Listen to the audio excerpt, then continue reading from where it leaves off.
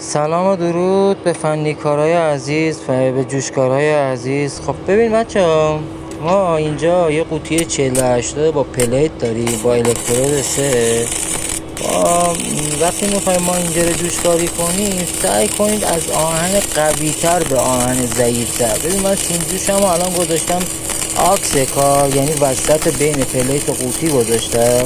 سعی میکنم از پلیت قوی، آهن قوی به قوطی بگیرم، یعنی بیشتر سینجوشم رو میندازم روی پلیتم. خب حالت مارپیچیه دیگه، یعنی زیگزاگی و مارپیچی. میتونی شما اینو کارش کنید.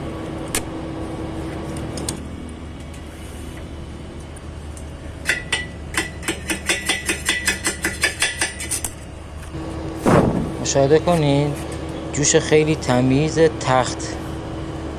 و اینکه ما قوطی 4080 دو تا قوطی 4080 بخوایم به هم دیگه جوش بدیم، سعی میکنیم الکترود رو تو آکس بین دو تا قوطی بذاریم، تو آکس بذاریم و با احتیاط کامل و یواش یواش ما میتونیم این جوش تخت رو بزنیم.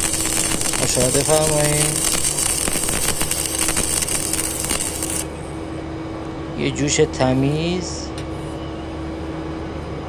جوش تخت، سیم جوش و الکترود رو تو آکس دوتا قوطیت قرار بدی و بذاری به حالت خود الکترود، نه اینکه زیاد بکشی.